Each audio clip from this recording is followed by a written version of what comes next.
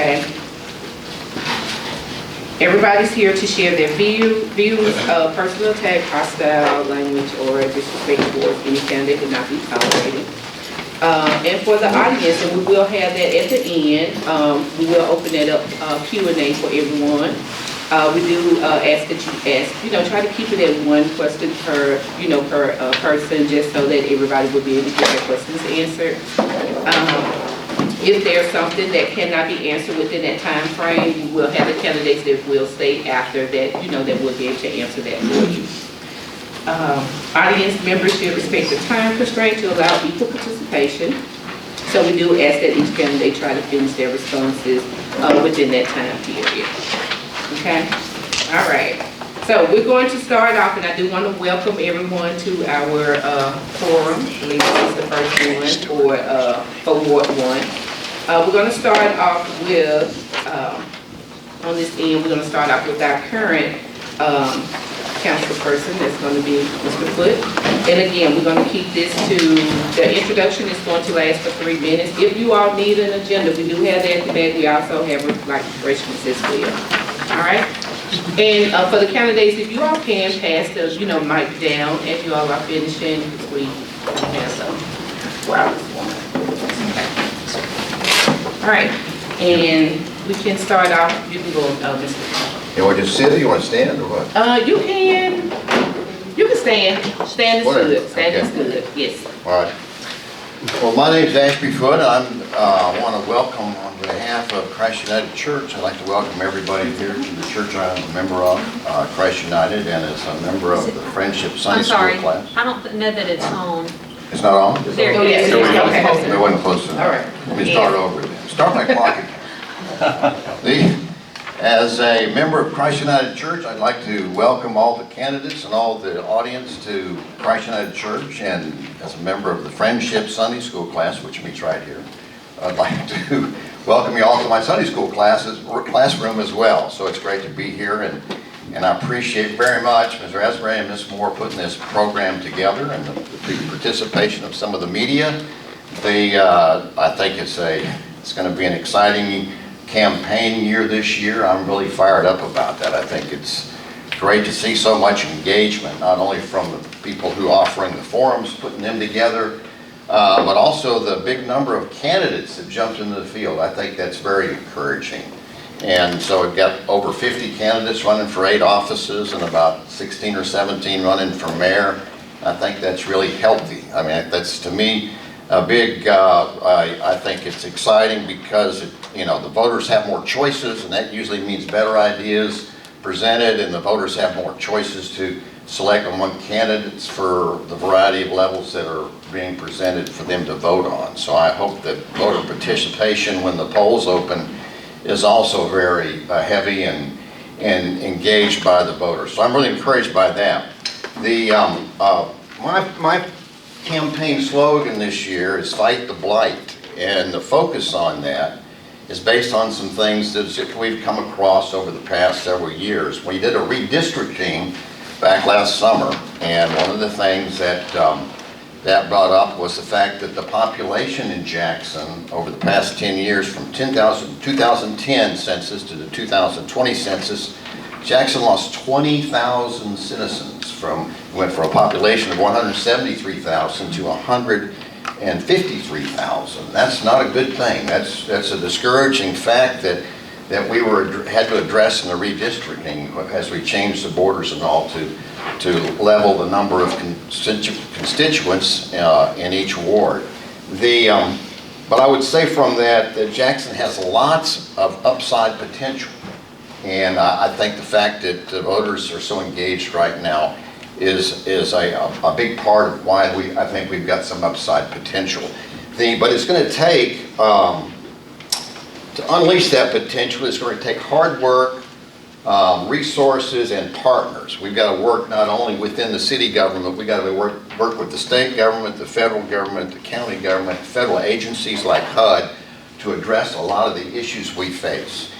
And I think the poster child for all those issues, to me, is the blight we have across the city. We have over 2,400 abandoned properties in the city that have been taken over by the Secretary of State's office. While we have 5% of the state's population, we have 25% of the state's abandoned properties. And those abandoned properties make it tough on the communities. Does that mean stop or? Yes. Oh my gosh. Okay, well, thank you. Hello, my name is Grace Green, and I'm excited to be running for Ward 1 City Council. This is my first time to run for office, and I moved to Jackson when I was in 5th grade. My family moved here. My mother still lives in the same home that in Fondren that my parents purchased in 1993. And I have loved Jackson since I moved here, and it's been a little bit, again, about in my background. I have an undergrad degree in social work and Spanish, and I have a master's degree in community economic development. I'm a mother of 4. My husband, Mason, and I have been married for 14 years, and we live in the Heatherwood neighborhood. And I love Jackson. I've always loved Jackson, and it has made me really sad to see some of the things that have happened recently. You know, some of my earliest memories when I moved here in 5th grade were going to get our library card at the Tillman Library on Northside Drive, which that's now been torn down. And I then in high school have memories of going to study for AP exams at the Eudora Welty Library. I'd get a big table upstairs and study there. And my oldest daughter, who's now 12, got her first library card at the Eudora Welty Library. That has now been torn down. And I just look around the city and I want to see Jackson thrive. I want to see it built up. I don't want to see things torn down. And I want to, you know, my husband and I live here. We send our 4 children to Jackson Public Schools. Well, our youngest is not yet there. She'll be there eventually. And I just want to see the city thrive. I love this city. I think there's so much opportunity, so much potential. And I know you all love the city and are engaged if you're here on a Thursday night to hear us. And so, you know, my husband and I have been kind of a serial entrepreneur. I worked doing economic development work overseas in economically challenged communities in Peru. Started some businesses with women down there, and then brought them to the United States through a fair trade company that I ran. And then when I started having children, I realized the lack of resources for around childbirth in Jackson. And so I became a certified childbirth educator and doula. And I worked with over 200 Jackson area families through that. And you know, through that time, I saw needs of families, and I also was able to learn how to respond to these families, how to run a successful business. And then my husband's family business has been a leader in the Southeast for over so many years and has had a location in the Jackson city limits for over 40 years. A number of years ago, we outgrew our building and we needed to move to a different place. We did not move to the suburbs. We chose to stay in Jackson because we love this city and we believe in it and we want to see it thrive. And that's why I'm here, because I love Jackson so much.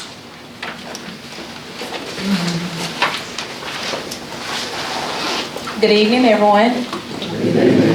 It's such an honor to be here with you all tonight, and I'm not going to take up much of your time. I just want to share a little bit about myself and my vision for the ward and for this city. My name is Jasmine Barnes, and I'm running to be your next city councilwoman in Ward 1.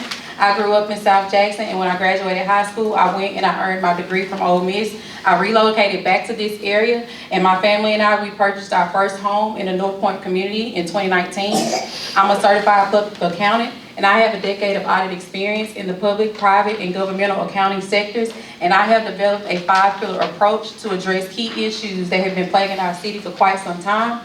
It's rooted in fiscal responsibility, because until we can get the financial structure of the city to be strong, we would not be able to move forward. Fiscal responsibility, that means no more late audits. That means that our budgets will be based on timely financials, and that means that our operating services are going to be more efficient based on those reports and based on your feedback. Beyond fiscal responsibility, we have infrastructure, there's public safety, economic development, and recreation, because all of these pillars, they're interconnected, and I believe in a holistic approach to governance. And every single decision that we make has to move this community forward. And on April 1st, I'm asking you for your vote to move this city forward. Thank you again. My name is Jasmine Barnes, and I'm a candidate for City Council for Ward 1. Thank you.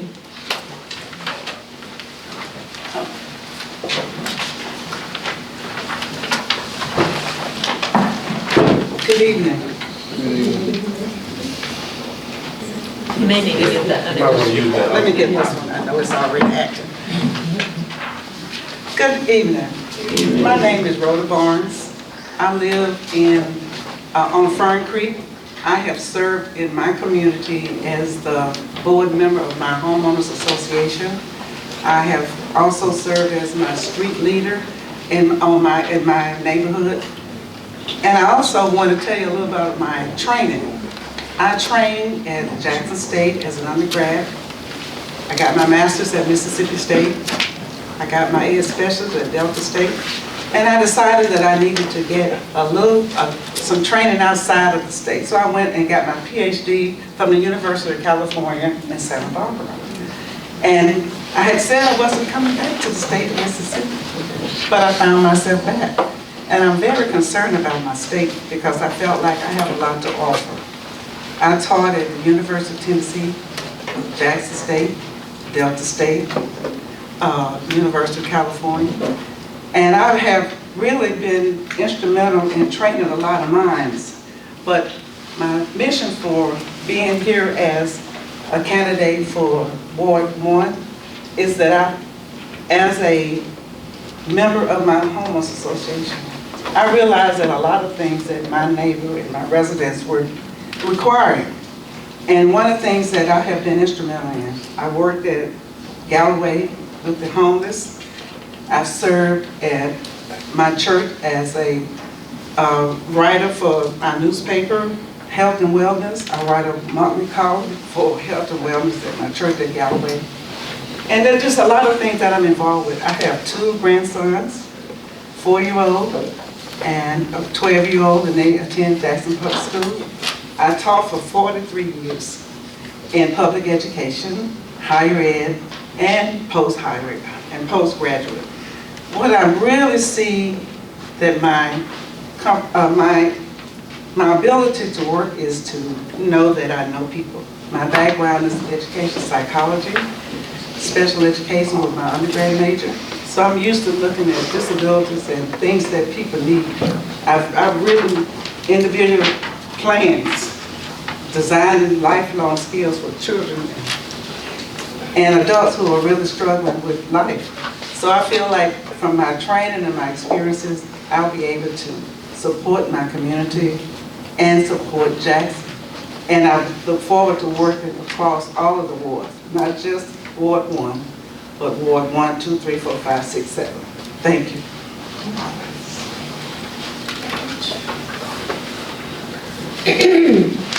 Hi, everybody. Hello. Hello.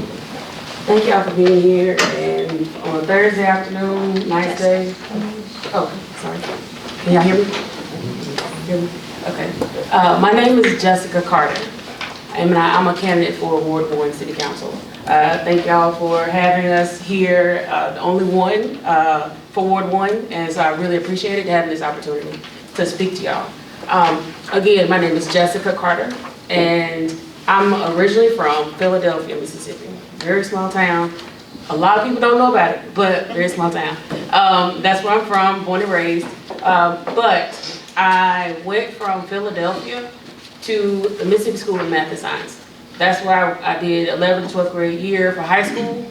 Then from there, I went to Cornell University, where I got my bachelor's degree in industrial and labor relations. Then I went to law school about 3 years later, and in Baton Rouge, LSU. Along those lines, between those times, between all those books I had to read, I was a union organizer, and I also worked with the Southern Poverty Law Center. With SPLC, I got a lot of experience with education reform in New Orleans first. Juvenile justice started there too, and then I moved to Jackson, where I got more experience in juvenile justice, and I monitored all the juvenile facilities across the state of Mississippi. So I got a lot of experience in prison reform, juvenile justice, including education reform. The activities, the policies, all the things that are working across the country. Those were the things that I learned while I was there. And that's when I went to law school. After law school, I was like, what am I gonna do? So I got into politics.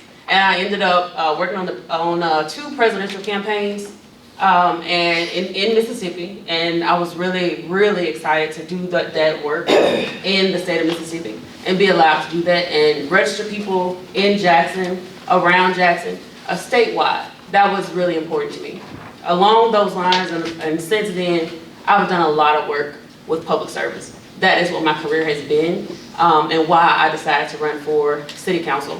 My life has been public service, and that's the reason why I wanted to focus on the things that people need, the things that people are looking for, the things that people deserve. If we're living in Ward 1, we want certain things. We want accountability, we want communication, and those are the things that a lot of people said that they are not getting and that they're looking for. So that's why I decided to run, and I'm running on honesty, accountability, and innovation, because I feel like because of the things that I've done, the places I've been, I see those innovative things that can possibly work here in Jackson, and that's what I want to bring to Jackson. Sorry. Thank you. Thank you.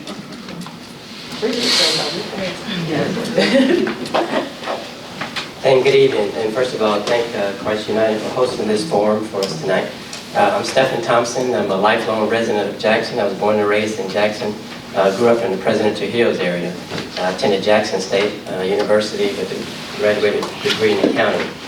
While I was at JSU, I joined the Marine Corps Officer Program. So when I graduated, I became a Marine officer and served in the military for 7 years. So I've been a lot of places, but Jackson has always been home. I remember the good things about Jackson, Livingston Park, our zoo, and all the beautiful homes that Jackson had. So it's kind of discouraging to see the population declining. Like the councilman said, we've lost 20,000 citizens in a 10-year span. So I'm running because if we don't turn things around, we're to continue to lose population. A little bit about myself. When I got out of the Marine Corps, at first I said I'm never coming back to Mississippi. So I moved to Dallas and got a job as a bank auditor. So I've audited banks for 5 years, and of course I got homesick. I've been gone for 12 years and came back to Mississippi and got a job at WAPT. So I know I met a lot of the politicians, and I know a lot of people in the city. I've worked closely with them. I did that for many years, and then I ran a utility company in Canton. So my background is with utilities, infrastructure, roads.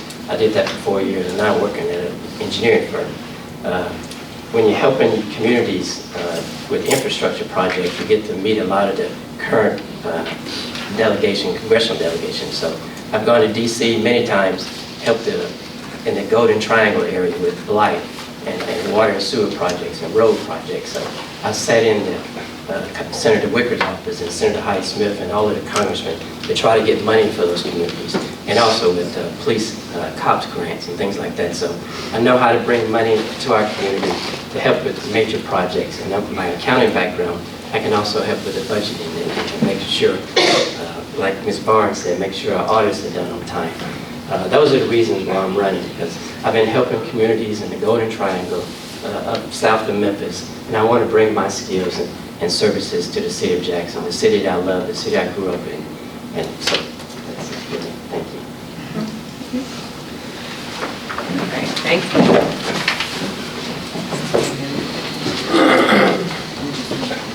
Okay.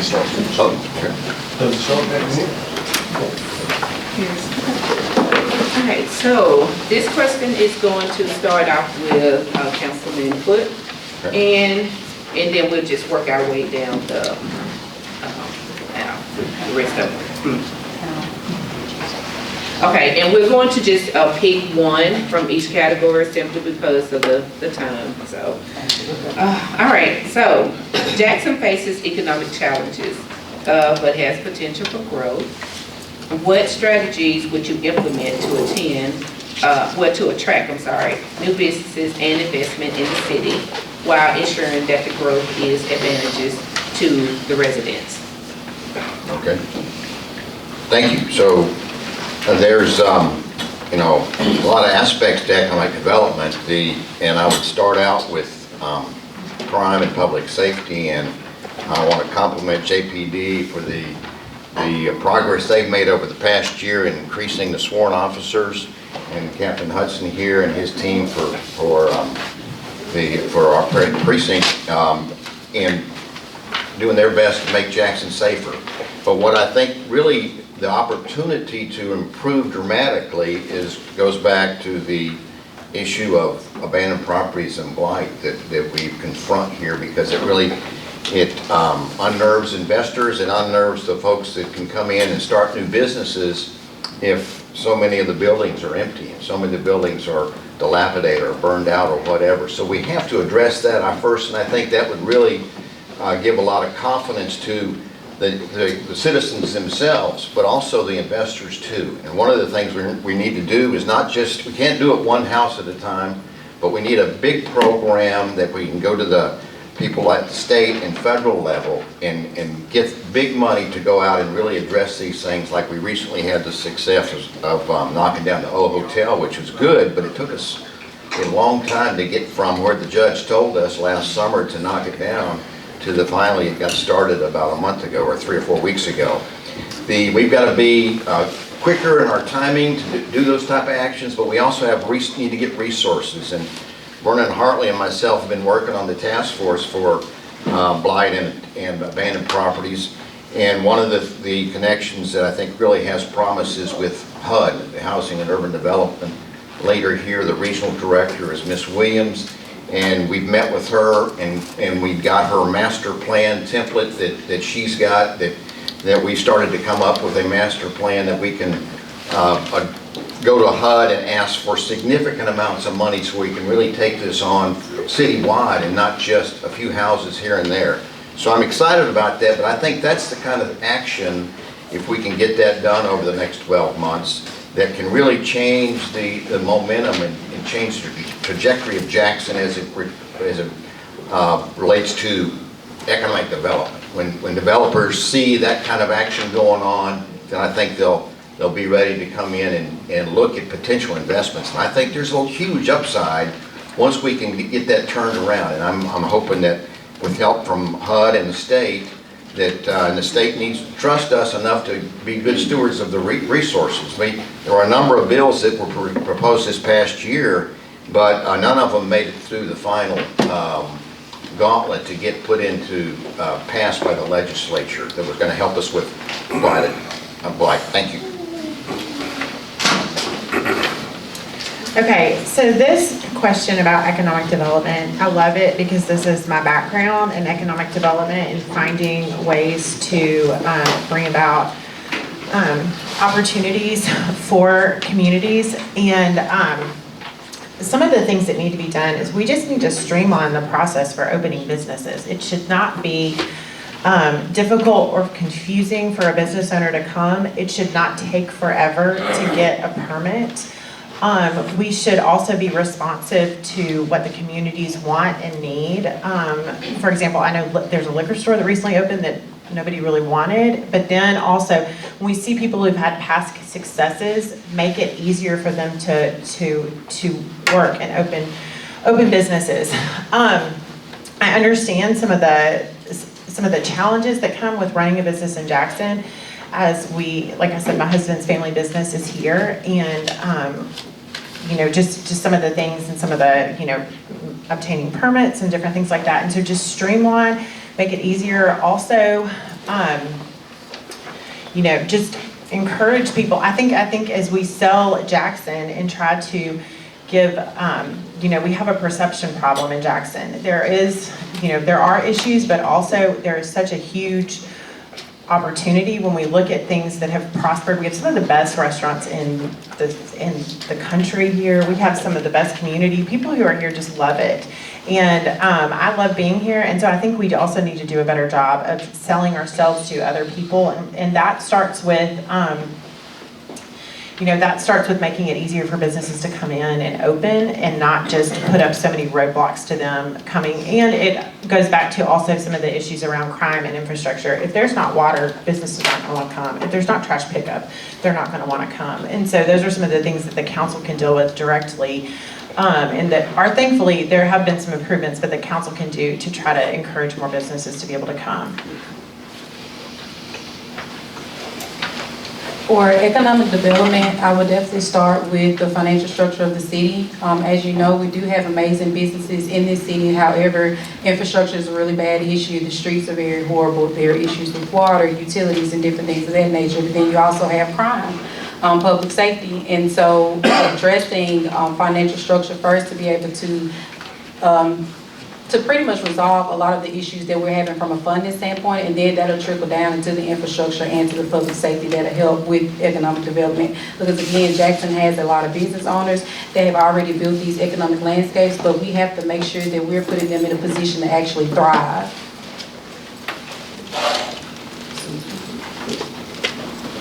First of all, I would like to say that with the work that I do now, I'm with the House of Representatives. I am media assistant at House of Representatives here in Jackson. And one of the things that I know about is that there's a program, workplace development is a large focus that we've been dealing with at the Capitol. And that is because we know that a lot of businesses are not coming to Jackson because they say we don't have a workforce, we don't have the training, we don't have the people who can meet with the high demands of the jobs that they are wanting to bring to the state. And so what I would be doing is encouraging the public school systems, especially high schools, to encourage attendance, graduation rate, and also encouraging more preschool programs so that students, when they start, they will start on an advancement, because early childhood ed is key to jump, because that's where you start teaching the developmental skills that will help promote learning throughout lifelong learning. And I definitely encourage reading, and a lot of the things that we can do because of my educational background is that we can encourage. My daughter has recently started a business. She's a massage therapist, and she has opened up her own business. And I know the struggle she had getting that business started. And from her struggles to get it started, I know what I need to do in order to help others get their business started. So with my experience and my training, I know that I can work diligently and encouragingly with those who are looking for jobs, especially when we try to keep our children in the state of Mississippi, because a lot of times, my oldest daughter was a mechanical engineer major, and when she finished Mississippi State, she left the state. And I was trying to encourage her to stay at the state, but she couldn't find the type of jobs that would pay her the money that she would be required for all the training that she trained. So I really believe that we have to build our population, our employability, and our students and our children so that they can be able to work the jobs that we are trying to encourage to come to the state. Thank you. And I want to thank you, Ms. Barnes, for starting that conversation around brain drain. I was one of those students. At 18, I left. I went to New York, and I was like, I'm not coming back, right? Why?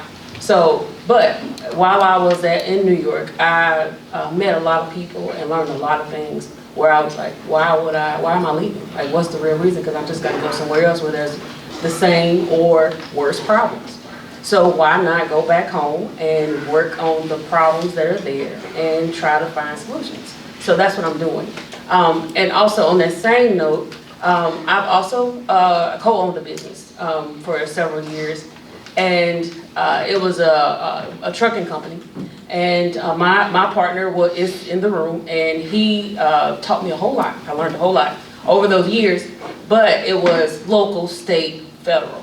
So I learned the gamut of all those roadblocks and those things that could make someone not want to own a business or not want to go through those things or those hoops. But in the same vein, I want to talk about the process, right? Because we talk about business development, we're 1 ward out of 7. This is a whole city. So when we talk about business development, we're not the only ones having businesses leave.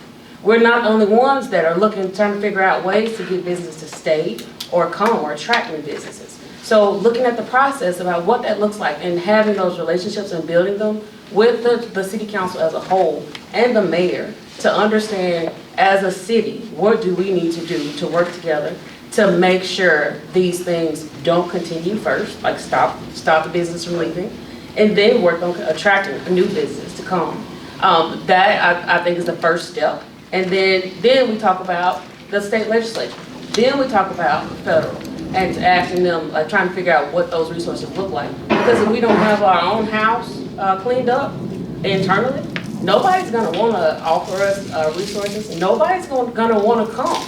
But until we get those relationships within the city government, within the city council, to a point where they can work together and we can have that relationship where we know that the other wards are working to help us and help themselves at the same time. And we're all on the same page about helping the city of Jackson. And once we get there, then I think that then we'll be on the right path to look at the whole city of Jackson, and each ward will benefit from that. Thank you.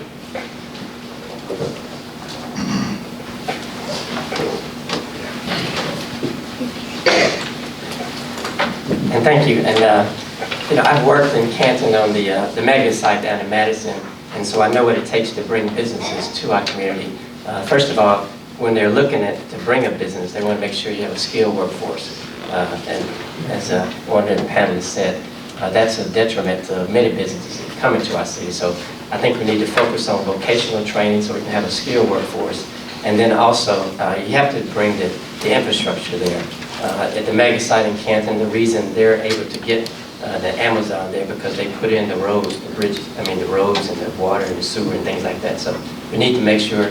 I know we were looking at I was at a forum back in January on the Lake Hyco project, and so in order to develop that, you're going to have to bring in those infrastructure so that we entice a company to move to our city. My family has been in business in Jackson for 100 years on the Fair Street area. And so I know downtown is very important to revitalize.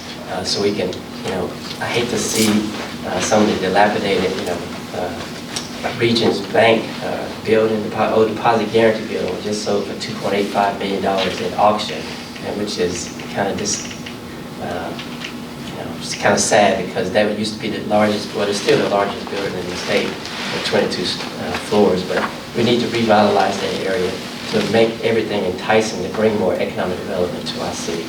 And so by having a stronger workforce, improving our infrastructure, make our city more beautification efforts to bring cities here and make it safer for us.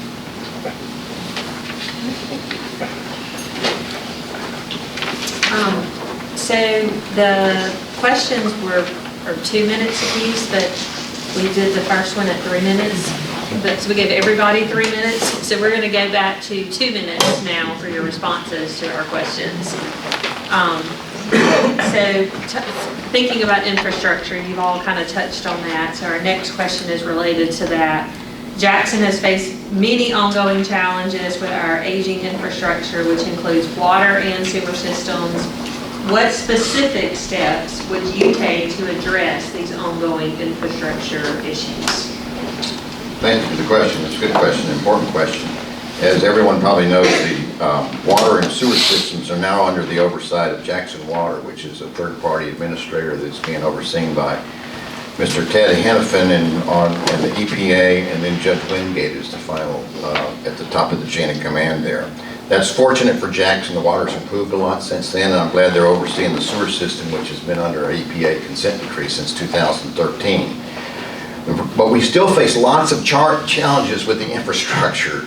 And one of the biggest problems is we don't have any engineers in the Public Works Department. We don't have a Public Works Director. We haven't had a Public Works Director for a year and a half. Now, I graduated from West Point about a long time ago, and with a Bachelor of Science degree in engineering. I think I'm the only engineer, college-trained engineer on the city payroll, and that's really not the way it should be. We've got a big shortage of engineers, and the mayor's solution has been to go hire one engineer that had worked with Mississippi Engineering, with Wagner Engineering, at a contract of $700,000 a year. And and he's got a limited scope of duties that really limit what he can do for the city of Jackson without having to pay additional money. So I think one of the first objectives are of whoever the next mayor is, whether it's Marilyn Mambo or somebody else, would be to go out and hire a public works director and start filling out all the engineering positions that are in the public works department, because we don't have people that, when I come up with a problem, there's no engineer I can call in and say, hey, we got a problem out here. It could be a traffic light. We used to have a traffic light engineer, or traffic engineer, and he left as well. So we've got to repopulate the public works department so we can deal with these infrastructure issues that are so critical to a lot of the other issues. You got to have good infrastructure if you're going to bring businesses in and business development and expand the city. So we've got lots of issues with broken infrastructure, and I think it begins with a refurbished public works department that's, highly trained and motivated to fix the problems. I agree that the city needs an engineer and a public, and a public works department, somebody to do that. And yes, Jackson Water is now handling the water and sewer. There are lots of things though that the city can do that would play into that. For example, in Ward 1, creek maintenance is a big deal. And so I know like the White Oak Creek, for example, the riprap on that has not been maintained, and that's something that's not difficult to do, not expensive to do. And if you maintain the creeks, and it's not complicated. If you maintain the creeks, that will help move water, help with drainage. The drainage better drainage helps not mess up, cause problems with the street. It also helps with the sewage, not cause problems with the sewage. And so, I experienced this recently. My daughter's preschool, it's in Fondren, and there was a big rainstorm, and Eubanks Creek has not been maintained. It's similarly not been maintained. The riprap's not been maintained, and there was backup sewage in the preschool, and so she couldn't go to preschool, which is a big deal when kids can't, when you don't have childcare, because then you can't work. And I called somebody at Jackson Water, a contact that I have, and I said, could somebody come and get this fixed? Because they had called the city, nobody had responded. So I called Jackson Water, and they came and they said it was an issue both on the user side of things, but also with the rain and with the lack of creek maintenance, it had caused the sewage to back up. And that's an easy thing to maintain the riprap. And just also being somebody who can advocate for somebody. I know, like Jackson Water, yes, it's a third-party system, but as a council person, if somebody calls you and has an issue, pick up the phone and call somebody. Help them, advocate for them in these problems so that they can be addressed in a timely manner. So for infrastructure, we do have a lot of issues with our infrastructure, and the biggest issue that we have is funding. And so that goes back into the financial structure of the city. And so we have a lot of grants that we can have for infrastructure, but a lot of grants we don't actually qualify for because our financials are always late. So that will be a start. We would like to have a public works director. However, city council does not have the capacity to do that. Only the mayor can do that. So within the role of the city council, the only thing that I can do is work with my colleagues and ensure that they do whatever what is within their power and jurisdiction to ensure that we can get our financials back on time, we can strengthen the funding structure, and we can break those infrastructure improvements into short-term and long-term improvements. And so short-term improvements would be things that you see in the neighborhoods, such as street marks and street lights and street markings and potholes, but not all potholes are short-term because some are related to drainage improvements. And so we really need to figure out a way to figure out everything that's going on in the city, classify it as short-term and long-term, and then let's start putting deadlines on that. But you also need to prioritize that based on safety, right? Because some infrastructure can be really detrimental to one household, but someone else can afford a month or two to wait. And so I think that we need to collaborate with the city on that, and when we have those working sessions and when we have those meetings, we bring up those improvements and to make sure that it's on one accord. Lastly, what you would do from a contracting standpoint, when you're working with these contractors, you make sure they're qualified to do their jobs, and you make sure that the work is actually being completed and is being completed on time, and that is quality work being done. And if it's not being done, they will not get paid. That is all within the council's authority to do. In addition to the comments that have been made, one of the things that I have noticed as a street leader in my community is even when people come to your community doing lawn care, when they finish cutting the lawn, they just roll the stuff into the street, down into the drains, and we need to enforce codes and ordinances in our neighborhood. But we also have to realize that the problem we have with our infrastructure didn't start like 1 year. These are years and years and years of problems. So we're going to have to plan strategically, like my panel has said.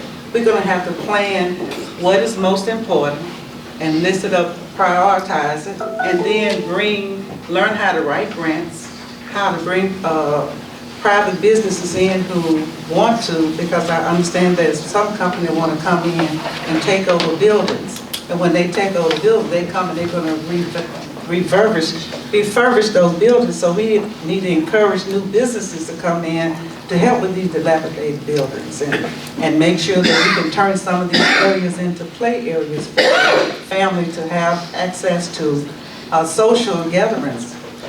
Turn some of these buildings into play areas for our children.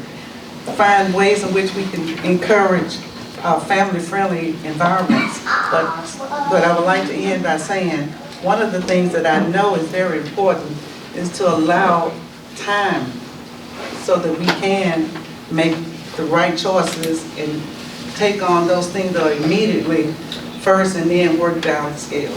Thank you. All right, I think we all can agree there's a lot of problems in Jackson. I'm not gonna bore y'all by listing all of them out. We all know, I've been on the doors and I've heard about a lot of the problems with the water and sewer. So I'm not gonna keep naming what those are. What I will say is the city council is made up of 7 people. And then you have the mayor. So we still go back to the relationships. We still have to build those relationships. And we still have to have those votes in. We still have to have the items on the agenda. So those are the things that I am focusing on, are the relationships. Making sure that we're all on the same page to make sure that the city of Jackson, the residents of Jackson have what they need. And I think once we get there, we will be able to handle everything that comes our way and all the problems that are currently problems. And I've heard a lot of them. I've heard them. I've listened to them. And that's another reason why I give my phone number out to people. So call me. I want to hear about it because I only know my issues. Everybody has issues, and they may be different. All of us have stories from Jackson Water. So I want to hear what those are. I have mine, but as a city council member of the city council, I don't want to go with just my stuff. I want to go with everybody's stuff. And I want to be able to say, well, this is happening in my ward, and this is something we need to make sure that we prioritize this time. And make sure that this is on the agenda. And have that relationship with the mayor to say, hey, this is happening. We need to figure out what we need to do about it. But also have that respectful relationship where my thoughts and my ideas will be considered and seriously considered. So that is where I'm at, and that's where why I'm running for city council, because I think that I want to personally serve and advocate for Ward 1, because I think that that is something that we've been lacking, is that communication and that level of communication. Thank you. And of course, this is my wheelhouse. This is what I've been doing for the past 8 years, working on infrastructure projects. And one of the simplest things we can do is routine maintenance. You know, I know that's, like someone mentioned, we didn't get in this situation overnight. But if you have to do routine maintenance, grass clippings that are falling into the drainage area, you know, that causes backup. You have to clean out those ditches on a regular basis so we don't have flooding. Potholes, you know, we need to have maybe in every ward have a pothole team crew that goes out and fixes potholes. You know, some of the roads in our city are state aid roads. So, you know, we get state aid funding to fix those roads. There's a lot of federal roads as well. So there are funds that come in to help with roads. So the city doesn't have to do all of the roads within the city. So we need to identify and prioritize what needs to be done in each ward, in each city, and all our infrastructure projects. But one of the major things is the turnover, as Councilman mentioned. There's been a revolving door in the Public Works Department. As he said, we don't even have a Public Works Director. So we need to make sure we have qualified people in those areas running those things, and then we can prioritize what needs to be done on a regular basis. So these issues, if you neglect, for example, water and the pipes burst, then it becomes a major issue. It could have cost $100,000. Now it's $1 million to fix it because we let it run so long and the pipes have just gotten deteriorated over time.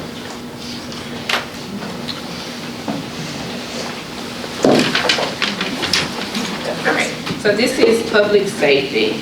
With the location changes of the past year, precinct 4, along with the officer shortages, we, the residents here, have noticed an increased number of vehicle speeding along Old Kent Road, as well as in the neighborhoods throughout the day. What are your plans to help address the public safety of the residents? Let me begin by saying that sworn law enforcement officers have one of the toughest jobs in America. And sometimes it's the most dangerous job in America, as we witnessed with the passing of the officer that was killed recently when he was just making a call at a residence. We're fortunate to have some great police chiefs. We got Chief Wade over JPD. We got Sheriff Tyree Jones here that oversees accident activities in the city of Jackson. We also have Chief Lucky with the Capitol Police. I think we've made a lot of progress in the past several years. I talked previously about the increase in sworn officers with JPD, which is great, which I think is good, and I think Chief Wade is doing a great job in his leadership role there. But the main thing here, and one thing, we were able to get them pay raises up to a more competitive level in the last several years. But the thing is, they still have one of the toughest jobs around, and one of the things that I think can actually make their job a little bit easier is if we go back to my campaign key issue, which is addressing the blight and abandoned properties. Because when you have abandoned properties out there, it attracts squatters, it attracts ne'er-do-wells, it attracts gangs, it can attract drug users and other things like that.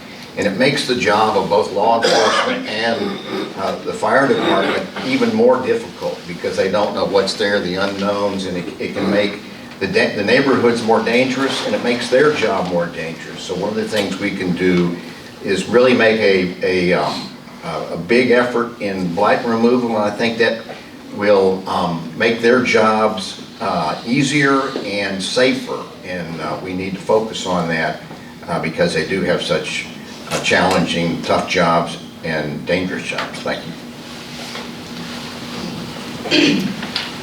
Okay, as we talked about, it says we've noticed an increased number of vehicles speeding along Old Canton Road, which is just right out here, and how we can do what we can do to increase that, and it's also been speeding in the neighborhoods. And I'll say this. First of all, I think the officers have done a good job on Ridgewood. If you've ever been Ridgewood between Briarwood and Old Canton, they've been out there enough in the last few years that people know not to speed. I'll often just set my cruise to 35 just because I know you don't even realize that you can be going too fast. So I think just doing some similar things on Old Canton, just have some police out there at different times in the day to patrol. And in the neighborhoods, like the neighborhood I live in is a through neighborhood, and a lot of people cut through this neighborhood to get from Old Canton up to Ridgewood and up to County Line. And we have one public gate. We've tried to get more public gates. Our neighborhood's been working on this for a long time. At our recent HOA meeting, they said that there was no one in the city who they could get to help respond in the planning department to get things done, to try to move forward with these public gates, to try to stop some of this traffic that is coming through and people who are not residents in the neighborhood coming through and just passing through, which makes it dangerous. I have 4 kids. They love to ride their bikes. They love to scooter. And so I think that looking at one of the ways to do that is just respond to people. I was like, there's nobody in the neighborhood, in the city, who is responding to these HOA requests to try to get these public gates put up. We have done the work on our part as an HOA and as a neighborhood, and we need to have people in the city who will respond to these things. We've got the money to do this, we want to do it, but it's just a lack of response from the city. And So, you know, just responsiveness to the citizens who are trying to do this good work is important. To address public safety, we do have issues with abandoned properties and different things of that nature, but it still is rooted in the financial structure of the city because funding is an issue. So with all of these things and these great ideas that we have, if we don't have the money to do it, it means nothing. So again, it's rooted back into the fiscal responsibility, getting that addressed, and then you can address issues like public safety. Now, the city has a neighborhood services division that actually can give improvements through grants to different HOAs and associations to actually make improvements in their communities, and a lot of people don't even know that, but we also don't have the funds to do that. So the city already has some great initiatives to be able to make improvements with neighborhoods, but we have to get the financial structure of the city in place before we can do anything else. Because if we don't do that, all of these are just ideas that would never be executed.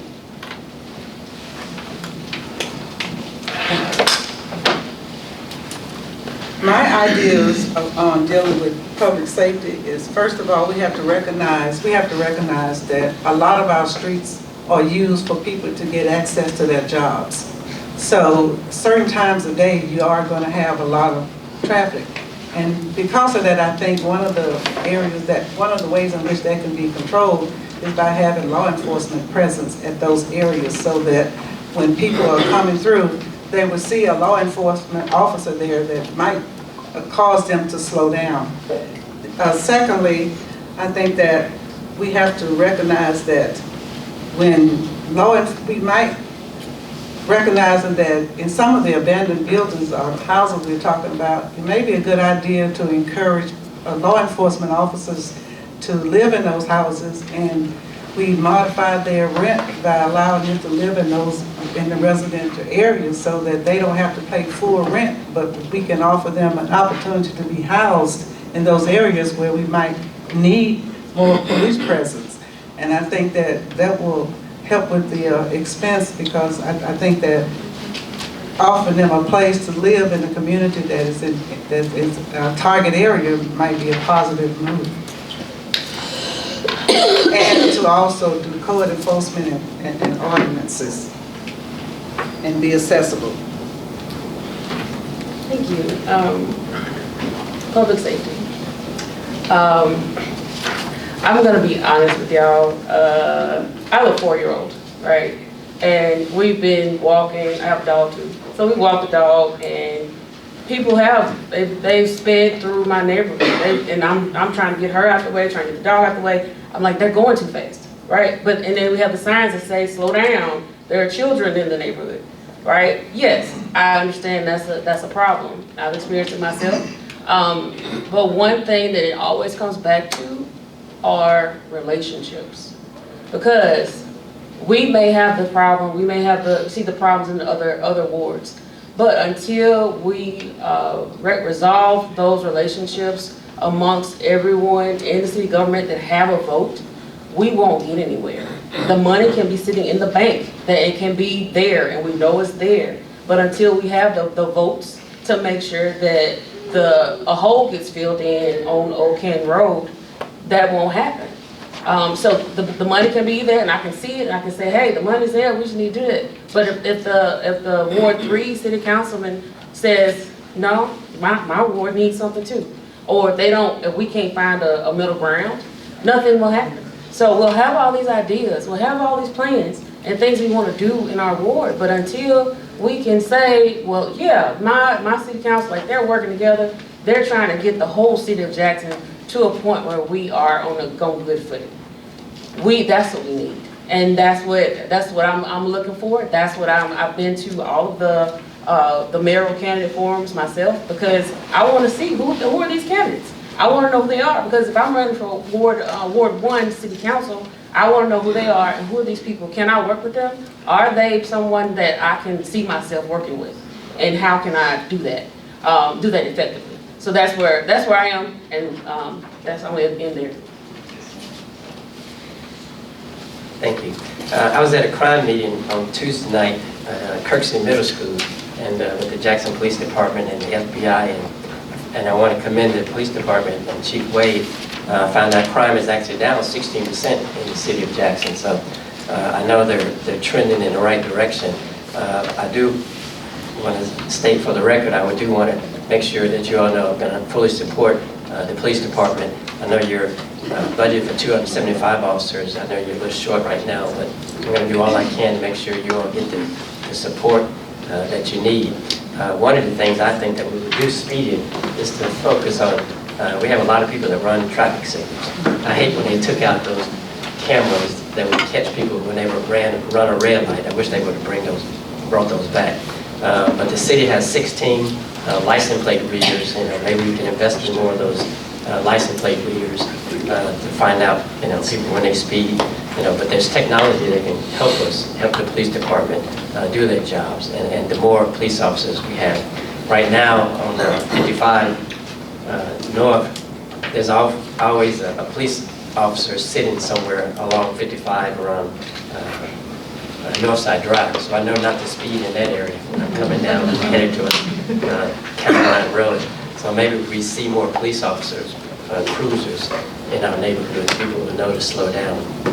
That's one solution. I've gotten a ticket on Bridgewood Road in between on Canton and Briarwood before. I'm telling so you, they're good right there. They're familiar with that area. They're good right there. Well, we have decided, just for the sake of time, and since we have a large number of people, that we're going to skip our last question, and we're going to let the audience now ask questions, because we want to, thank you all for coming and being here tonight, so we want to give you all a chance to ask questions. And before we do that, in case some of y'all start leaving, Angela and I didn't share this with y'all, but we are the Ward 1 representatives on the Jackson Association of Neighborhoods Board.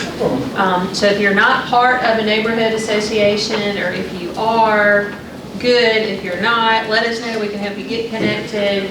And if you don't get all the communications from Jan, let us know. We can get you signed up to that, because we're really Jan's really trying to be the connector between our neighborhoods and our city council and our other elected officials and with the city of Jackson, so we can answer any questions about that too.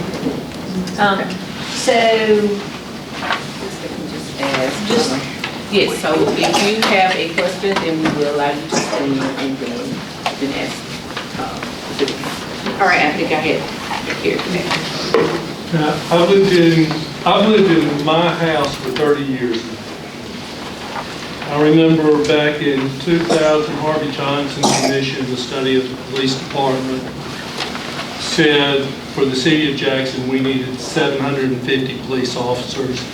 At the time we had 375. They eventually got it up to 425. And now I'm told they're fully staffed at 275. How do we get up to where we have enough officers to actually patrol the city? Is that a question for anybody or everybody or what? Thank you for that question. It's an important question. Sadly, because as the city has gotten smaller, it obviously, it constrains the budget as well.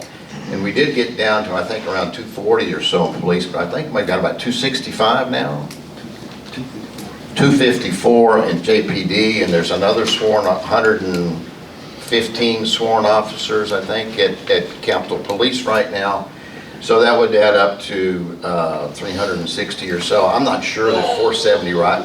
Whatever the number you cited, 475 is actually sufficient. I'd like to have 600 or 700. Well, the study in 2000 said 750. I think that'd be great. That's what we ought to shoot for, 750. But the challenge is budgeting, paying for 750, and that would require, I think, some growth in the city itself, both business and residential growth to get to that number. So I'm all for more police, and I wish we had a lot more we got now. I'm glad we've got who we've got now. They're working really hard and they've got a tough job. So that's my response to that. So I'm all for more police.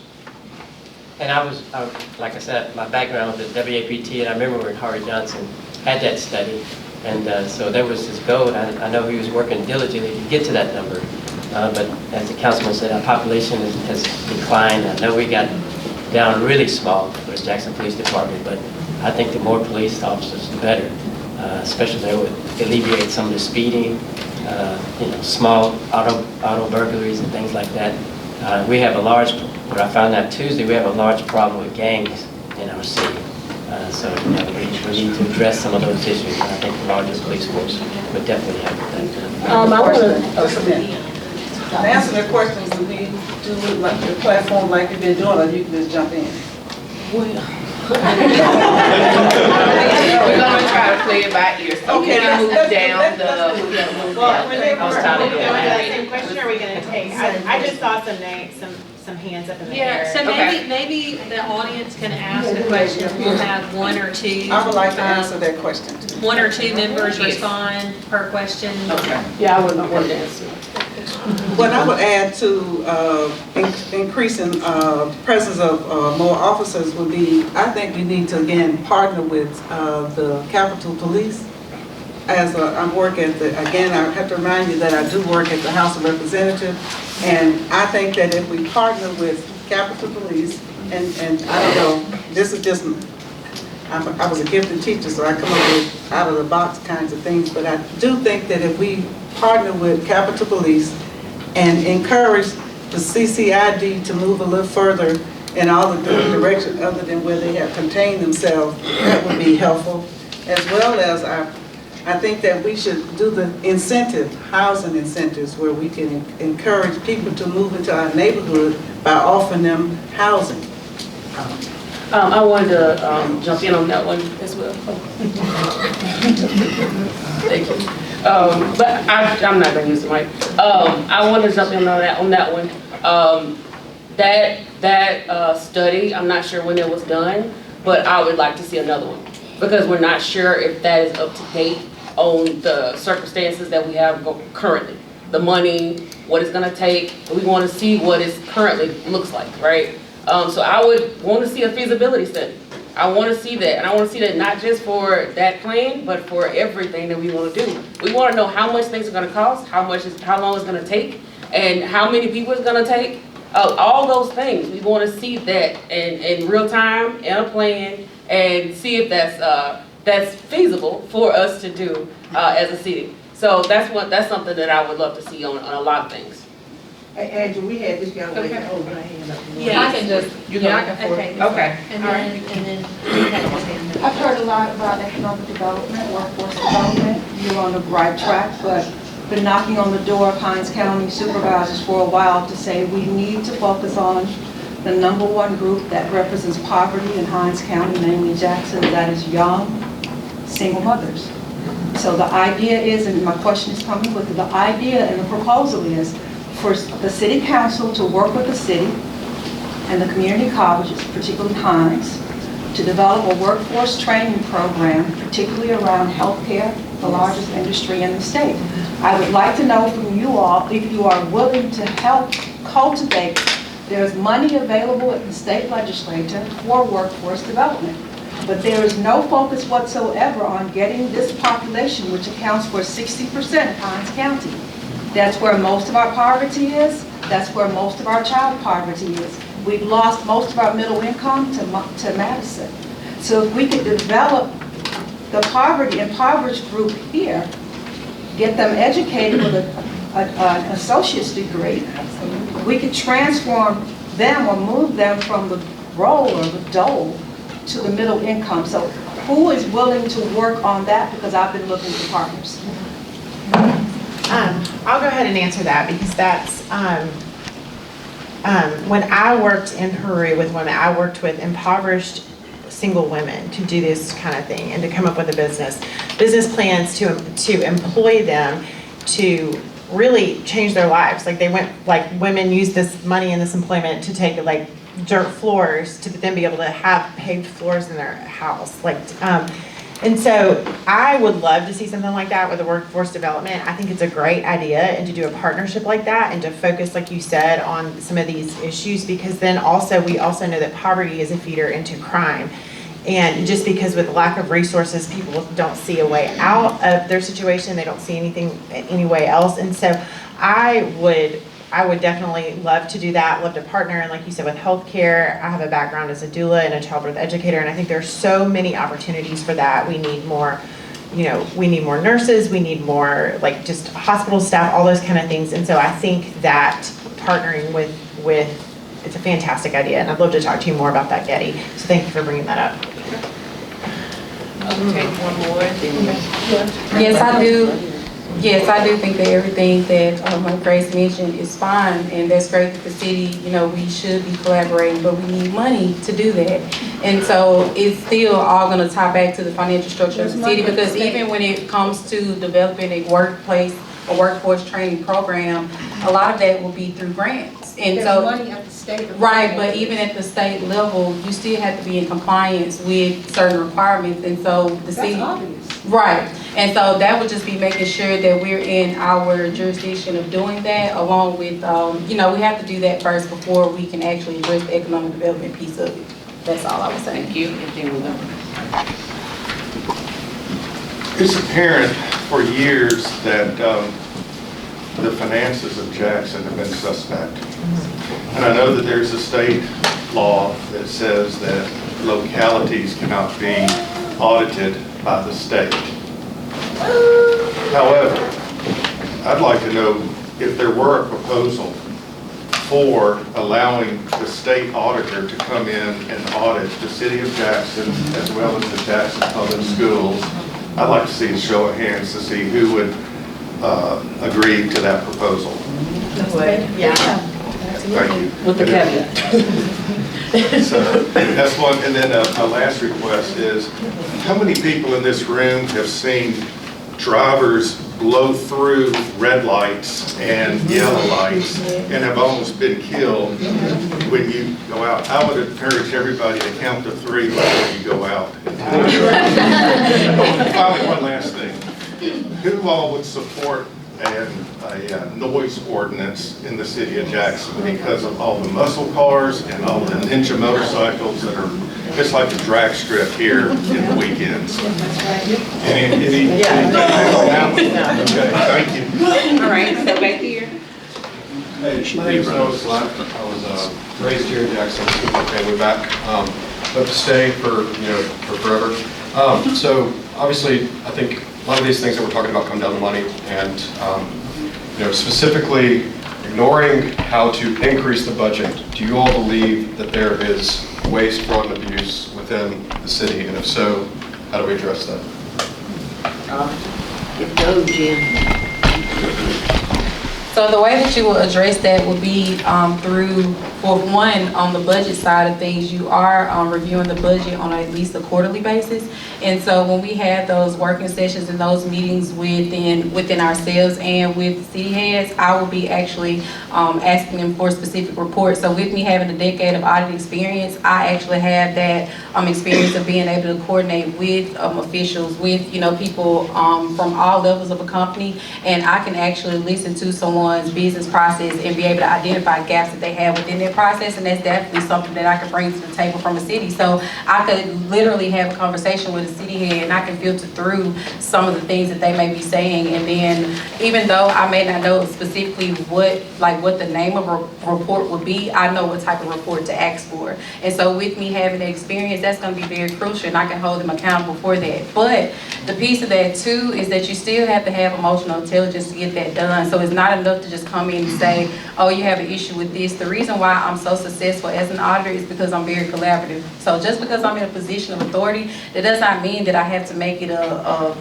hard process, right? It could still be collaborative. I believe in team, so I think that in those positions, you need to bring on board people who are experts in areas that your weaknesses are. So you hire people who has the experience that you may not have, so that you can build a strong work team. And I've managed an accounting department for many years, and so I know when you can't get time to audits, that's an indication to me that they don't have the proper documentation there. And it's all about, when you run an accounting department, you've got to have documentation. So you have to follow the procurement laws in the state of Mississippi, and those things. So when that's not done, that just raises a red flag to to me as someone who's running out of an accounting department for many years. And even today, like, we got word that the Moody's had That's right. downgraded our bond rating for the city, which shows that they don't have trust in what's going on with the financials. And so I do agree that there's waste, fraud, and abuse, and it needs to be addressed. And, and I would that's. like to add to that we need to be mindful of the laws and the policies that are being designed at our House of Representatives and our senators, because there is a bill, House Bill 1, that is going to cut state taxes. And so when they cut state taxes, you're talking about money throughout those different businesses. So and it's going to deal with PERS and all those areas where people are being funded. So we need to be more diligent with our representatives and our senators. We need to keep up with what's going on at the House of Representatives when they're in session. And I know for a fact that they're really pushing. They have, the House has already approved the sale tax cut for state sale tax. We have another question back here.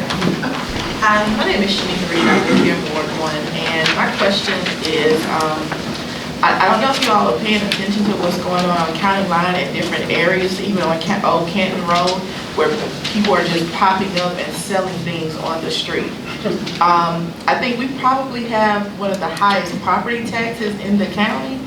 Well, not in the county, well, in the city. And so what is your plan for that? Because you're seeing on County Line over by where Academy Sports used to be on a Saturday. One Saturday it looked like a swap meet out there.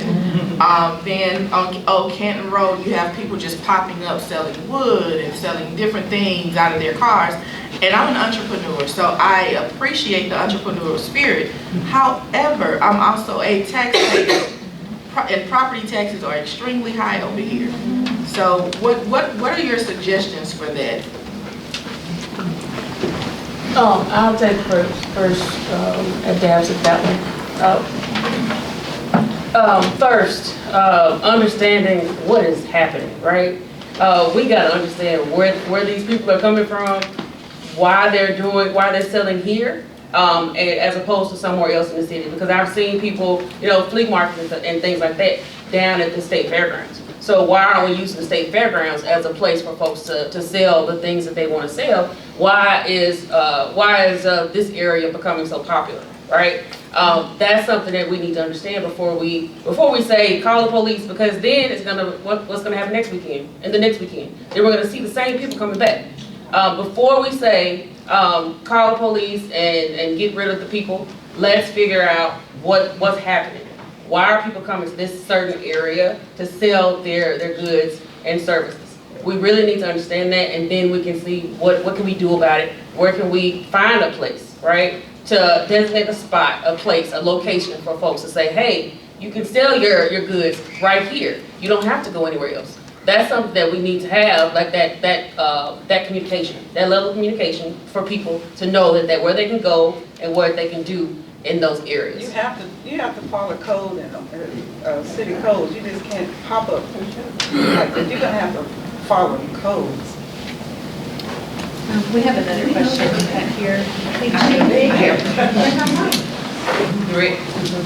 If not, okay, I think he's right up here against the wall. No, you're not, okay. Sure, go right ahead. A quick question. Would any of y'all support changing the city form of governance to a council manager and so maybe some type of perfunctory mayor, special arrangement? Show of hands, anybody in support of that? If it would run it for the city, I would. It's not easy to do, but I would support Yeah, I would that. support it. I think it could, yeah. I would entertain it. Yeah. It would be something that would be worth discussing. Maybe we wouldn't have the situation like we had with the garbage contract. We're at our time, but I think the candidates have offered to stay. If you have additional questions, you can ask them. But we want to honor and respect everybody's time tonight on our agenda that we have. So thank you for reminding me. And before we do that, again, we do have our commander that's here. If you want to speak and address the crowd. Hi everyone, I'm Tim Hudson, I'm the commander of the Precinct 4. And to address a couple of issues we talked about, one of which is the speeders. We have been talking about with Chief Wade, and we are on top of that. The traffic that you see out on the interstate, they will be moving to the inner city, specifically here on North Canyon Club and these areas to come back to speeders.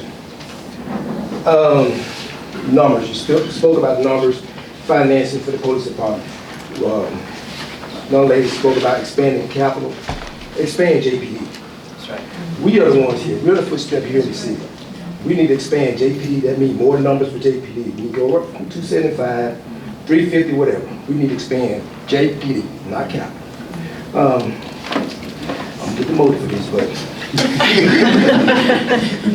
I've been in the city of Jackson since 2000. I love this city. I love this city. I should have been gone. My wife told me to pack your bag, retire. I got my time in. I said no. This is why I need to be. I feel like I need to be here in Jackson. We have great staff. Sergeant James, Sergeant Thomas in the back. We are working diligently to combat crime and speeders in the city of Jackson, specifically Ward 1, Ward 7, Ward 2. It's all encompassed our precinct. Thank you. If you have any questions, I'll be here later on, asking things you want to ask. And let me just